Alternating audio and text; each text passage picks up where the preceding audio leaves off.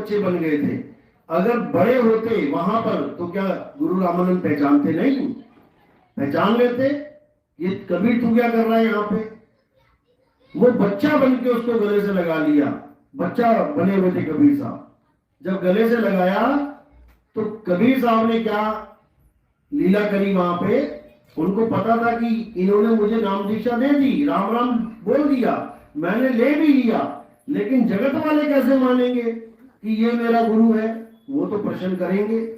इसलिए उन्होंने क्या किया, उनकी जो माला थी उस माला को पकड़ के तोड़ दिया, खींच दिया। जब माला टूट गई तो उस माला में से एक मनका कबीर साहब ने अपनी मुट्ठी में छुपा लिया। वो एक मनका क्यों छुपा लिया? क्योंकि कल को जब वो बोलेंगे कि मेरा गुरु रामानंद, तो रामानंद कहेगा भैया लाओ कबीर को मेरे सामने। कौन सा कबीर? मैंने कब नाम दीक्षा दी? कब हमारा मिलाप हुआ? मैंने तो उसको भगा दिया था नीच जात का बोल के। उस सबूत के लिए कि हमारी और तुम्हारी मुलाकात हुई है, उन्हीं के गले के मणके का एक धागे में कंठी बना के कबीर साहब ने पहन ली। ये वही कंठी चलती आ रही है आज तक। कबीर पंथ की निशानी है ये कंठी। जैसे सिखों को उनके गुरुओं ने पगड़ी दी, हजार लाख बंदा बैठा है, उसमें से अगर एक पगड़ी वाला बैठा है तो आपको पूछने की जरूरत नहीं पड़ेगी कि आप सिख हो, वो निशानी है। इसी प्रकार कबीर पंथ में ये निशानी है जो कबीर साहब ने खुद चलाई, ना कि उनके गुरु जी ने दी। उनके गुरु ने तो उनको चेला धारण किया ही नहीं था। ये तो कबीर साहब ने अपनी लीला करके वो कंठी गले में धारण की, जो आज भी करवाई जाती है। इसको माथे नहीं टेकने होते हैं। ये कोई ये ना सोचे कि क्या गले में डाल दिया, ये तो कर्म कांड है। नहीं, ये पहचान है तुम्हारी कि तुम कबीर पंथी हो। तो इस पहचान को धारण करना है और ज्ञान अपना वही होना चाहिए, सत्य ज्ञान, कोई फर्क नहीं पड़ता।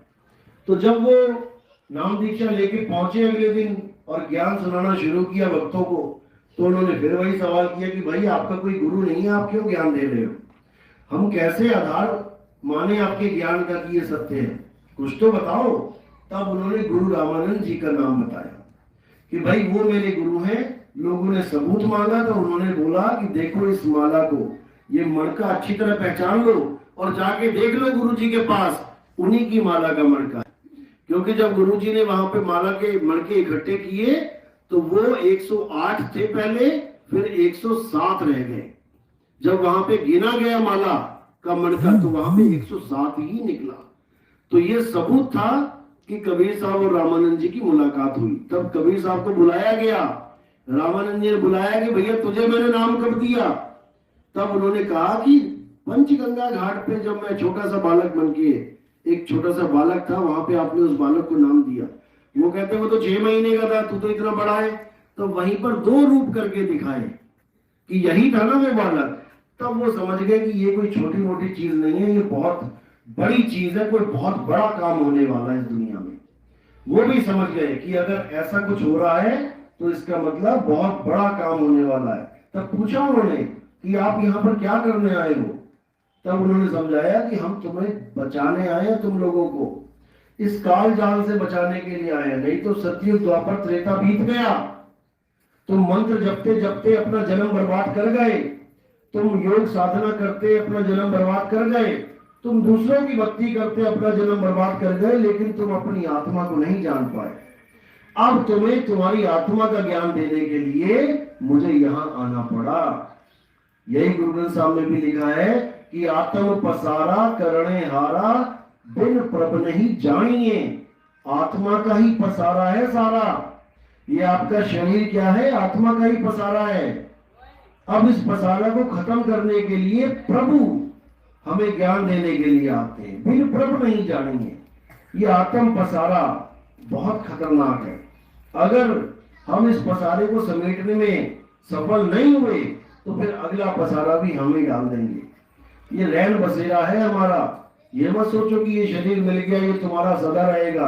ये रैन बसेरा है। टेम्पू जैसे होता है, टेम्पू में टेंट लाद के घूमते हैं, जहां ब्रेक लगाई वहीं टेंट लगा दिया, कुछ दिन रहे, फिर टेम्पू में लाद लिया, फिर आगे बढ़ गए, फिर टेंट लगा दिया।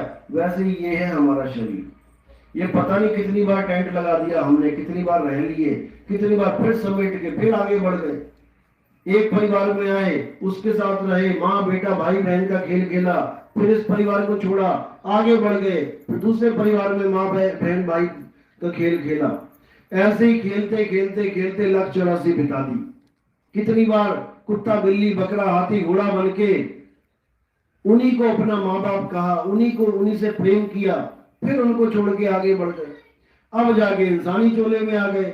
अब इंसान को अपना माँ बाप भाई बहन मान के बैठ गए। किसको माना?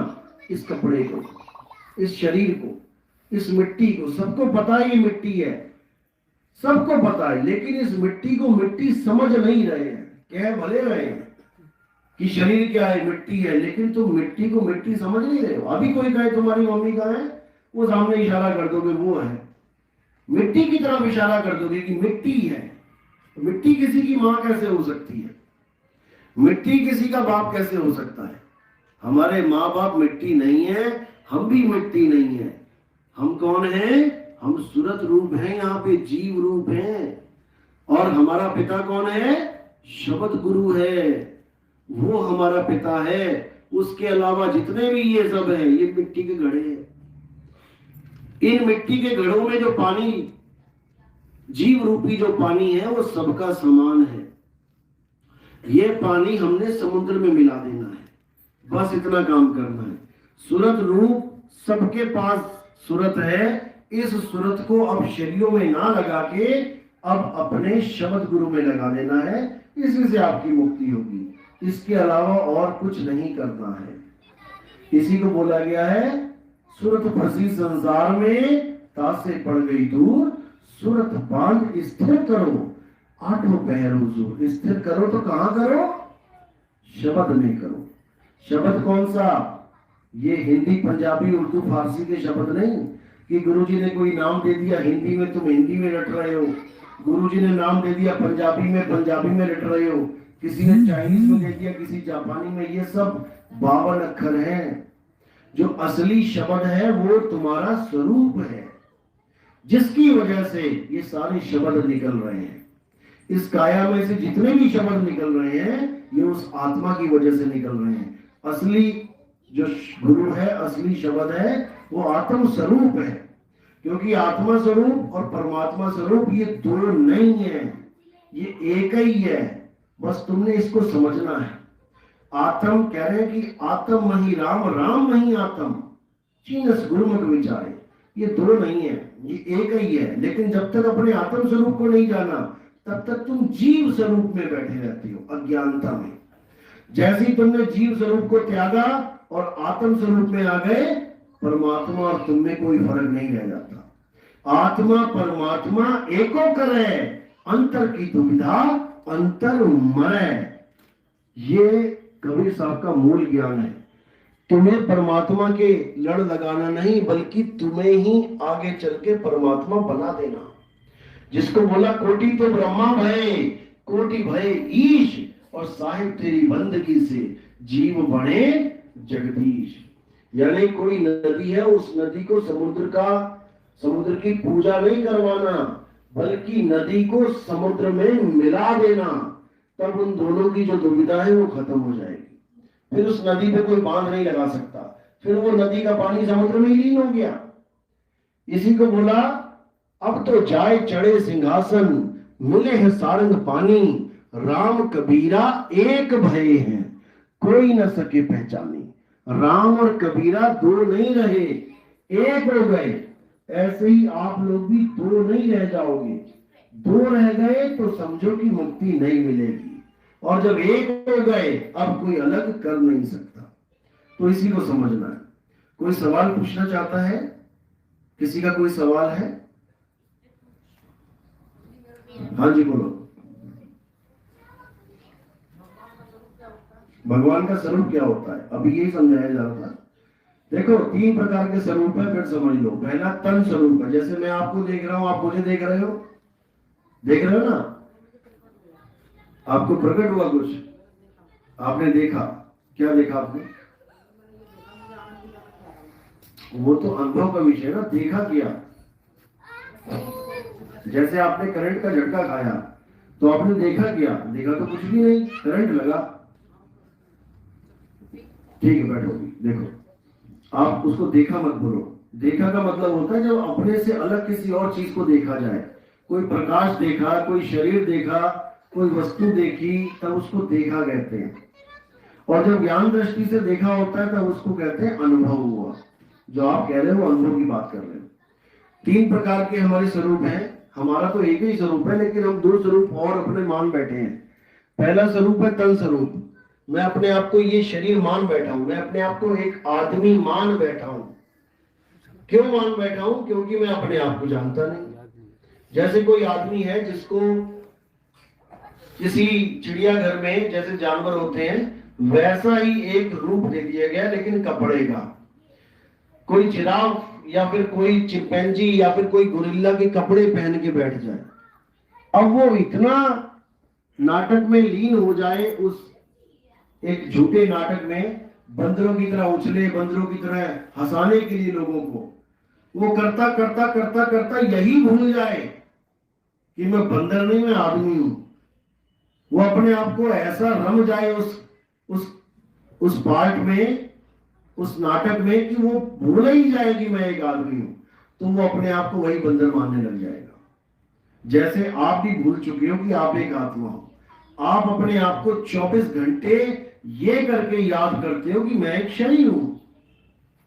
जैसे ही सुबह उठते हो चालू हो जाते हो, बाल बांधना, बाल करना, साफ सफाई करना, सारा कुछ करना, अपने आप को एक शरीर मान के, जबकि आप शरीर नहीं हो। पहला स्वरूप तो हो गया ये नकली स्वरूप। दूसरा स्वरूप होता है मन स्वरूप। जब शरीर का कोई रोल नहीं रह जाता और आप प्रकाश को प्राप्त करके आप खुद ही प्रकाश हो जाते हो, यानी ब्रह्म को प्राप्त करके तुम खुद ही ब्रह्म हो जाते हो। तब आपके मुंह से क्या आवाज निकलेगी? और अंदर ही अंदर अहम ब्रह्मस्मि, मैं ही ब्रह्म हूं, यानी मैं ही प्रकाश हूं।